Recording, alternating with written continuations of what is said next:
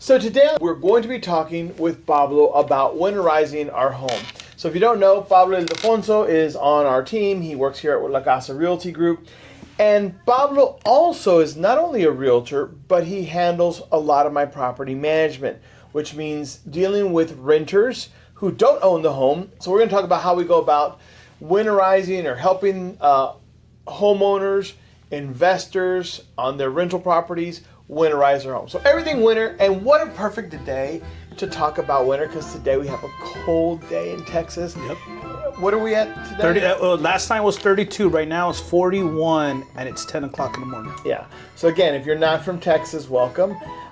This is cold for us, right? You know, the good thing is we have that natural insulation, right? So we're good. You know, we're good. So tomorrow's gonna be 70. So that's Texas. If you don't like the weather, just wait. It'll change. Right. I promise you. So one of the things is, you know, why does winter prep so important in Texas? Winter prep in Texas is so important because it could cost you a lot of money in repairs, from foundation, from plumbing, AC. I mean, you name it, it could happen. So winterizing is very important to us. Yeah, and I think one of the things that we need to understand is that our homes in Texas are not built like they are up north. So they're not so winterized like the garages, the piping on the walls. They don't have that because we don't necessarily freeze all the time here in Texas. So we don't spend that extra money because we don't necessarily need it. Unfortunately, with times changing, we are noticing, like we've had in the past 5 years, major winter storms that have caused huge damage. So now it's way more important to know about how to winterize your home. So why is that so much also important when it comes to property management? What does property management do? What do we do to protect our investors' homes, our rental properties? Well, we definitely try to stay on top of stuff, maintenance that could, a small leak could turn into something huge in the long term. So we definitely try to be on top of this stuff. So winterizing early is on our top list because we want to make sure our clients' investments are protected. Yeah, and so what do we do to protect pipes from freezing here in Texas? So a $2, sometimes you can find them for $1. It's insulated cones that go outside of your faucets, which this $2 could save you thousands of dollars. So what that does is pretty much insulate your faucet from the outside, from all the elements, and it doesn't freeze. So right, and one of the things you don't want to do, which was an old thing that I was taught to do, which is wrong, is you don't want to wrap a towel around your faucet and put tape on it. So here's what I found out. What happens is the towel is going to hold the moisture and it's going to create ice, and it's actually going to freeze the pipes. Right. So you want to use something that's insulated like that. I even used pool noodles around the pipe and then wrapped it. So something as cheap as a pool noodle, cutting it up, putting it around there. But again, you want to protect this great investment you have against the elements, especially if you have a rental property. If you have a rental property, because unfortunately renters are not going to do it for you, right? That's not their home. That's not what they're thinking about. So we need to have a property management, or you need to have a property management company that thinks about that ahead of time, right? So do we do any inspections for our clients? Yeah, so we do an annual inspection throughout at the end of the year, and we walk around, we make sure the condition of the interior, condition of the exterior, condition of the AC unit. We also check the filters, we check the landscaping, and then we do our recommendations to the tenants and to the owners. Yeah.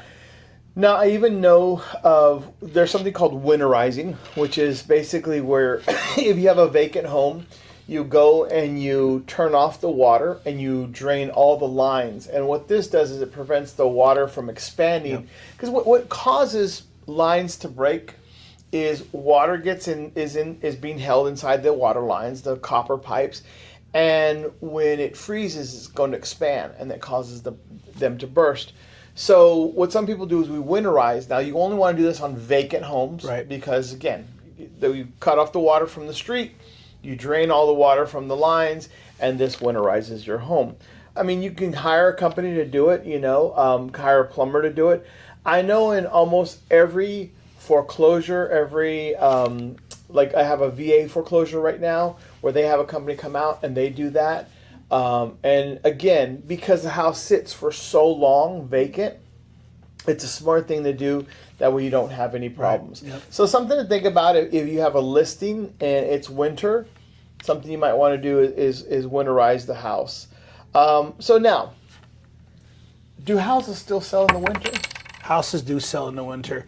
I think it's one of the perfect timing because it's a gift for themselves. It's a gift for their families, right? Yeah. And it's a lot of people are not thinking of it, so you're on top of it. You're on top of the line. And I will say that as somebody who is an investor, my favorite time to buy homes is in the winter. Let me give you a little pro tip here, right? So what I consider winter is anything from about October to about February, right? So why could this be the best time? Well, this is typically when homes sales slow down. So you're going to be able to pick up a deal because the people who did not sell during the summer, who's been sitting on the market for a long time, this is when you can typically swoop in there. Also, people who typically list during the winter have to sell. Right. So they're more inclined to listen Take a to an deal, offer. right. Yeah, exactly. So now we're talking about listing. We have people who have to sell. So what are some of the things they can do to beautify their home? Not maybe on the inside. Inside, we've got a whole other episode about that. But on the outside, plants and features. What can they do to draw in attention because it's cold? So you don't want to spend a lot of money on roses, right? So what can you do to beautify your home during the winter?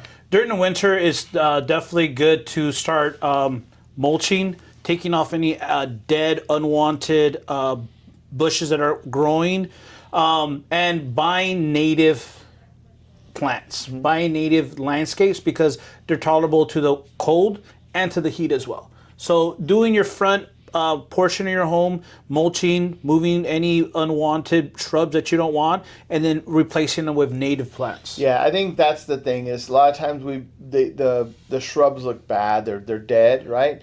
So go ahead and pull them. Go ahead and good time to trim the trees. Yeah. And then mulch. Mulch is super simple. It's super cheap, and I love when it has brand new black mulch because it gives a contrast look to the house. Correct. And then a simple winter plant. Something, it doesn't have to be a huge flower bed, but something green, something simple. A cactus. There's some other stuff that definitely works. What about the grass? What are some of the things? Because I have a custom builder right now, and so obviously when they're getting the ground ready to build and the tractors, what can they do with all that dirt? What can they do with all the grass? Because St. Augustine, which we typically have in Austin here in Texas, that dies, turns yellow. You have a lot of trees, that dies and turns into dirt. So what is a trick that we've used before to help have the yard look better? Do you know what it is? No, I don't know. Tell me, Jaime, what is it? I don't know because my grass right now, I have builder grass and it's dormant. It's brown. It's so dormant, give me the tip. What is it? So winter rye. Yeah. So the biggest trick is go out and buy some winter rye. And what you got to do is you do got to till the ground and get the dirt ready, and you just throw a bunch of seeds out there, and then you just got to water for 2 weeks straight. That's the only thing, because again, welcome to Texas. Water is very expensive, right? So if you just water for 2 weeks, instant growth, instant green. Wow. And it definitely helps you have a better yard. So when we're doing pictures, it shows up green versus dormant or dirt, right? Yes. If you've got a home, it's good condition, pressure wash because it'll make it look clean. The siding, you haven't painted in a while, definitely do that. Just again, the dust during the summer because of the dryness gets your house really dirty. So new home, resale, used home, energy efficient. Right. Again, we're in Texas. It doesn't get super cold all the time here. But let's talk about energy efficient. What are some of the things you've seen in real estate when it comes to new home versus resale?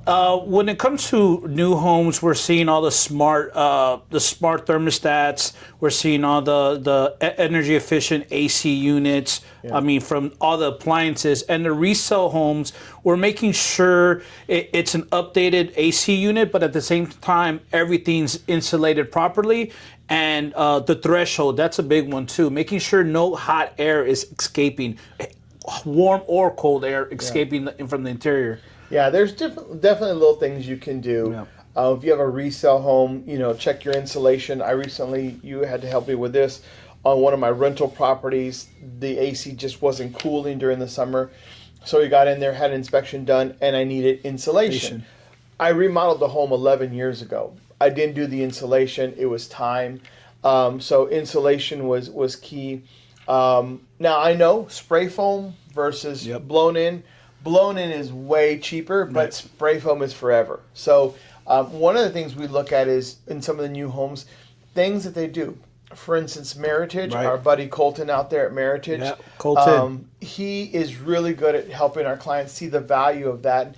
And Meritage even has like a hole in the ceiling where they can see the spray-in insulation. That stuff's amazing. Oh yeah, stays like 10 degrees cooler. Literally you can get up into the attic and it's cool. So imagine that year round in your walls, in your attic, stuff like that. You're paying a little bit more, but again, the long-term effect, if that's a house you're going to stay in. Yeah, so I think windows are important too. Look, new homes, I get the beef sometimes that, they're just not built like the old days, and granted, some of the wood and some of the material, we've gone away from real wood or, we've gone to vinyl plank flooring and stuff like that. Right. But I think where it matters, such as design and energy efficiency, the windows. The windows have a big thing. Double pane, really nice windows. The siding. Okay, we're not using real wood, but we're using hardy plank, which is concrete, which is actually better for your insurance, right? And also maintenance. It's a lot easier to maintain, right? So I think that there's some stuff that can be said about old versus new, but definitely like she was saying, with more windows in homes now, these picture windows that don't open, but the picture windows. What's your opinion on picture windows? The picture windows are easy to clean now, right? Are those the ones that fold out and you could clean? No, they're the ones. Picture windows is basically a giant window that doesn't open, right? Okay. So Perry does a great job. Oh, the panoramic, the panoramic ones. I think those are amazing because you have more natural lighting. You don't need to use your AC unit. You don't need to use your heater, and you're not turning on all the lights on. Carolina says no. What? I don't like them. Your team no picture window? No picture window. Why? Just because I like, on a nice day, I like to open the window. The majority of people do not ever open their windows. Yeah. What? That is you have wild. to remember, Carolina, she likes the rancho life. She likes that. She still opens her windows. And so that's why I like it. But my wife's like, no, I don't like it. That she likes the one with the design that you could open, even though we don't open it. But again, I think the good of it is the natural light. Right. But it again, I have it seen in homes where it gets really hot. I've seen some where like that because they don't put a blind on it or a curtain. Or a tent. Or a tent, and it can get really hot. Yeah. So that's it. Now, one other thing. Let's talk about gas versus electric. What's your opinion? You had a great client. Tell the story. You had a great client. So I had a client that we worked for almost about a year because we were looking for the perfect gas community because she's a cook and she by everything she loved, food tastes different versus gas versus electric, and I didn't fight her on it. And because she wanted a heavy duty range, because she would make stews in pots, and a glass electric range is all glass. She said I've broken many of them. So yes, so that's a tough one. That is a tough one. And I will go with her. So whoever designed my home, I love my home. I have an electric cooktop stove in the middle island. I just don't understand. They couldn't add that. Well, anyway, I have that pop-in GE Yep. glass, and I hate it Right. because I cannot cook because I have broken them. I'm not an electric guy. I am a gas guy. Right. That's why I have an outdoor kitchen. Yeah. You know? So yeah, that's one of the. It's a make or break deal for some people. Where Because she loved the home. She loved the home. I remember Loved the she home. had a house under contract. Yep. She loved it, everything, but she wouldn't do it because it was electric stove. Because it was electric stove. Does that gas or electric make a difference in the furnace? So yes and no. So I will say that I do have one electric instant furnace, and what it does is it is instant. It goes through it, and the electric coils heat up faster than the gas one. So I will say that on water heaters, if you want an instant, it's got to be electric, right? Right. The tankless doesn't mean it's instant. All it means is that you never run out because it's constantly heating it up, right? I think that's kind of a good question. Now, what I will say is that on certain things, gas is better. It just, when you're cooking, it's cleaner, it's smoother, it burns even. It's So when consistent. when you're cooking, it's very even how you cook. Right. Now, here's the thing. As far as cost, when you want to look at cost, the cost saving or the most energy efficient, least expensive is gas, natural gas. Then it's going to be electric. Then it's going to be propane. So it looks like a regular gas, but it is running on propane. So you do have to consider that it is a higher cost when you're doing propane. But yeah, if you can get natural gas, and I know a lot of places have gone away from it just because of the cost, the danger. In the end, if you're going to buy a home, you can't always get everything you want. Right. I think it's things you should consider when buying a home. The R rating of the insulation, the energy efficiency, how well is it built, and also if you currently have a home, live in a home, you should also remember that there's maintenance you have to do. You should consider this stuff about winterizing your home, wrapping your pipes, being aware of all this, and being aware that you have to also service these things because this is an investment, right? It's a long-term investment. So I think what we've learned is that in Texas, even though we don't have a lot of cold weather, you can and should winterize your home, right? You should look at that. I think that we've also figured out that winter can be a really good time to buy a home, right? I think I 100% agree with that. Like, it's a really good time. I know everybody's thinking about the holidays and traveling and family and tamales and, whatever else you're going to eat, and then January comes and you're thinking about doing your taxes. You guys really should consider the next couple of weeks, and I mean 6 weeks. You're looking for a deal, start making offers now. Start going out there, getting pre-approved, and looking to get that winter deal. So, Pablo, anything else you'd like to let everybody know when it comes to real estate in the winter of Texas? Real estate in winter in Texas, You came from Cali. I came from California, so I want to give you guys some fun tips that I've do to my own house that I bought here from Jaime Elizalde at La Casa Realty Group. My tips are is to winterize as soon as you can, and if you find those insulated cones on sale, buy 10 of them because they will fly away. And at the same time, when you're dripping, that's a new word. Dripping is a new word that I've learned living in Texas, where you gotta leave the faucet on and leaving your cabinet doors open. Anywhere you have a faucet, leave them open, because what that does is keeps it warm. Your heat from your AC, from your heater, is hitting those pipes and not letting them freeze. So you're getting the cabinets at your room temperature that's not freezing. And another thing, make sure you guys keep your pets and animals inside during this time, because that is one big thing that I've seen, that, pets, pets are just like family. We want them inside as well. So that's one thing that I want to tell you guys. And another thing is hot water in a Ziploc bag, and so you could Get that ice off your windshield. That's a tip that I learned here in Texas. But other than Hold that, on. Well, explain that one, because if you do it wrong, if you do it wrong, disclaimer. yeah. Do So, not pour the hot water onto There your you go, glass. yeah. Wipe fast and move along. Don't stay in one place. Yeah. Now, so you cannot put scalding hot water on a frozen glass; it will break it, right? But the tip is in a plastic bag. Yes, plastic bag, and just run it over it, Yes. your windshield, and then move on. Don't leave it on there. So I've learned is that Clean your gutters? clean your gutters, because if you have water that stays there and it freezes, it becomes heavy and it could break. Yeah. Yeah. Yeah, I don't necessarily. I have a guard. The guard, that keeps like limbs and stuff out of there. But that's an interesting. I had never thought about that. Water freezing and bringing them down. But yeah, you learn something new every day. Yeah. Tree trimming. Tree trimming is big, Yeah. and I think we learned that Yep. in the last freeze with all the trees that fell Yep. and damaged houses and cars.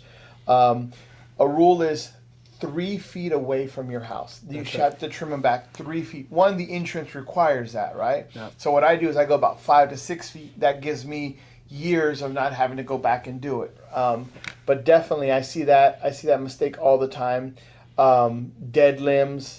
And I know my wife is going to probably be watching this and saying, "Oh, you're over here telling everybody what to do. You need to call, Juan and get him out there and trim our trees." The honey-do list gets bigger. Yeah, I know. So what do I do? I'm working. I'm working, right? That's right. So anyway, well, we thank you for joining us. If you like more information on anything, any topics on real estate, if you think we should talk about something next year coming up, leave us a comment below. Like, share, and follow. Send this to somebody who you know needs to winterize their house, or maybe needs to get some property management service to their rental properties. We're here for you.